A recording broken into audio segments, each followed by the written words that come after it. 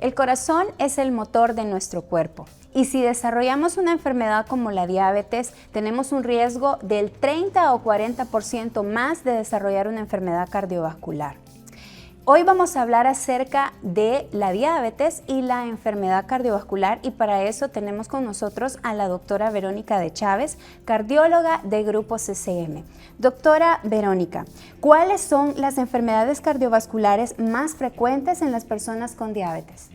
Bueno, debemos entender que las enfermedades cardiovasculares no son exclusivas del diabético, pero sí son muy frecuentes. Las enfermedades cardiovasculares son aquellas que afectan el corazón y el sistema circulatorio, es decir, esa red de arterias y de venas que se encargan de llevar la sangre desde el corazón a todo el cuerpo y su retorno hacia él. Y existen ciertas enfermedades o afecciones o condiciones que lo pueden afectar. Por ejemplo, la elevación de la presión arterial, la disminución de la fuerza del corazón o la falla cardíaca, la obstrucción de una de estas por placa de ateroma, que valga decir es la más frecuente que nosotros vemos en el diabético, es decir, la más de prevalencia,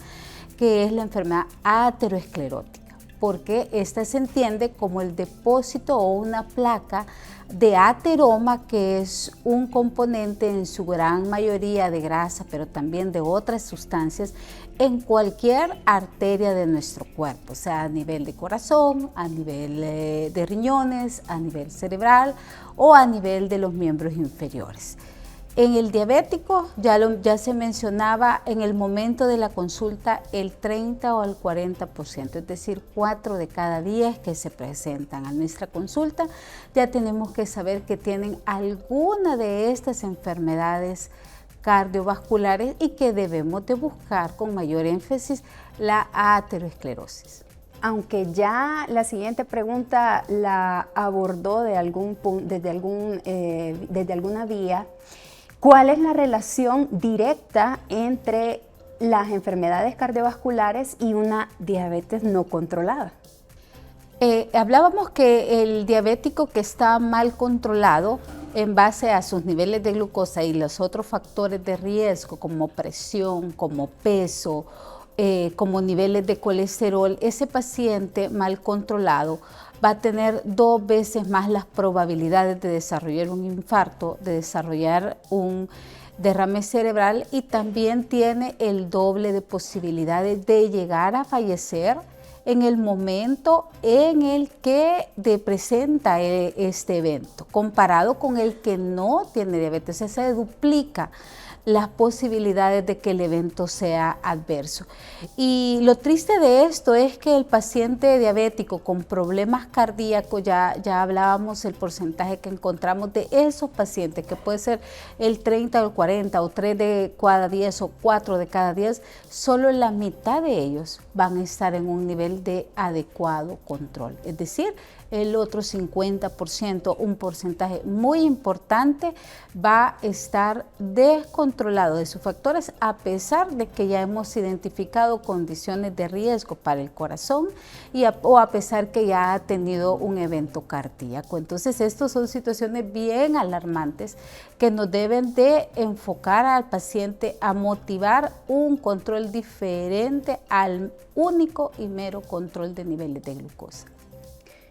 Entonces, una de las cosas que debemos hacer énfasis es que no es solo hacerme el pinchoncito en la mañana y ver que tengo 100 o menos de 150, no solamente ir en ayunas al laboratorio, sino que hay otras cosas que, aunque son varias, se consideran como mínimas para poder conocer el riesgo de desarrollar una enfermedad cardiovascular. ¿Cuáles son esos chequeos mínimos que debe hacerse un paciente para saber su estado o su riesgo cardiovascular? Hablábamos acerca de una escala o una valoración de riesgo que el especialista debe de pasarle al paciente diabético.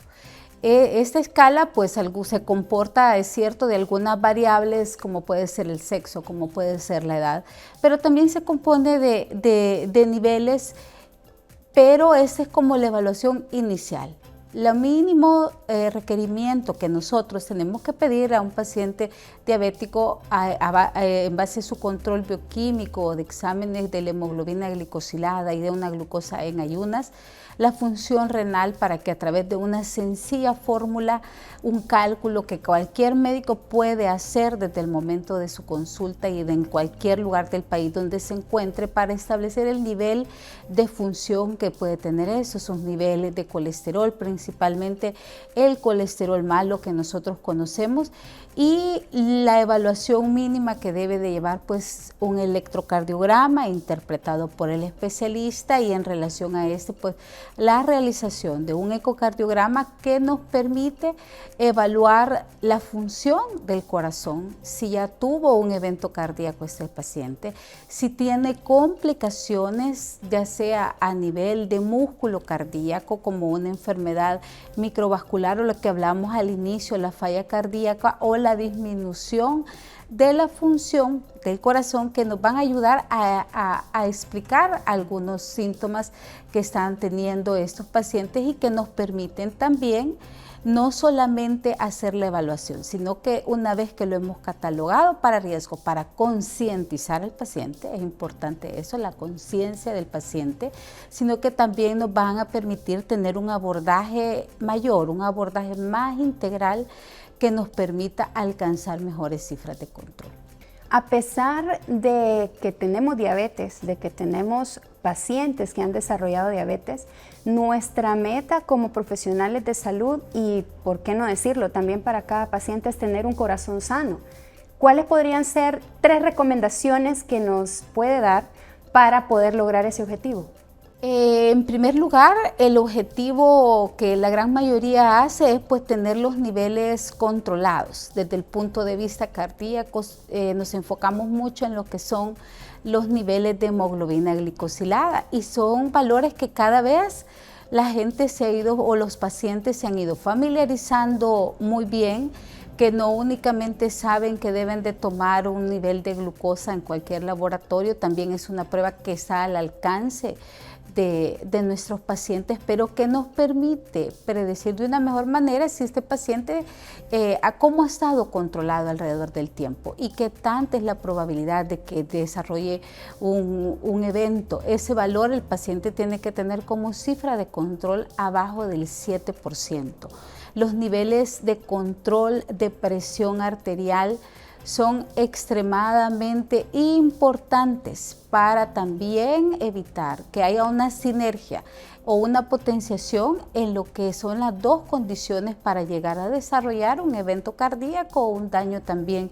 renal.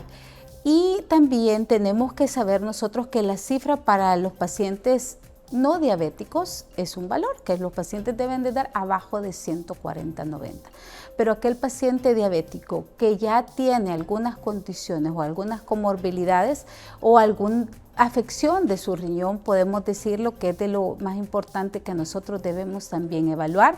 Ese paciente debemos ser un poco más estricto pidiendo niveles de presión arterial abajo de 125/80. Entonces, una de las cosas básicas que podemos decirle a nuestros amigos es que podemos hacer todavía muchas cosas para mantener la salud de nuestro corazón. Algo muy importante es nuestras cifras. Exacto, las cifras pueden ser como el primer valor, y el segundo pues el cambio en estilo de vida. Definitivamente sabemos que la obesidad es el factor más importante que nos está llevando a desarrollar diabetes. El control de peso,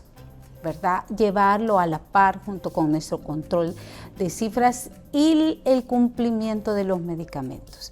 Si un paciente está bien controlado, es erróneo que abandone el tratamiento. Hoy en día tenemos fármacos con muy buen perfil, con muy buena capacidad de control, y no solo eso, sino con una capacidad de protección cardíaca, cardioprotectores, que están teniendo excelentes resultados. Pero que es triste la noticia conocer que solo el 10% de nuestros pacientes diabéticos está teniendo acceso a este tipo de fármacos, así como también podemos mencionar algunos fármacos novedosos que han surgido para ayudar tanto al control de la glucosa como al control del peso o a la mejoría del peso en los pacientes. Es decir, Las herramientas existen, no todas están accesibles o al alcance de todos los pacientes, pero el cambio o el estilo de vida ha demostrado ser tan impactante o tan importante para el control de las cifras de pacientes diabéticos y de sus factores de riesgo cardiovascular, como para que también logremos prevenir los infartos y los eventos en todo el sistema circulatorio que pueden haber. Y por eso es que cada uno de los médicos debe de tener en su práctica clínica el motivar a los pacientes a bajar de peso, a tener una alimentación saludable y a dejar el sedentarismo y hacer más actividad y más ejercicio físico. Agradecemos mucho cada uno de sus consejos, doctora, y nos queda de mensaje para cada uno de nosotros también la necesidad de controlar nuestras cifras, la necesidad también de poder tener nuestros chequeos de manera regular con el propósito de poder mantener un corazón sano.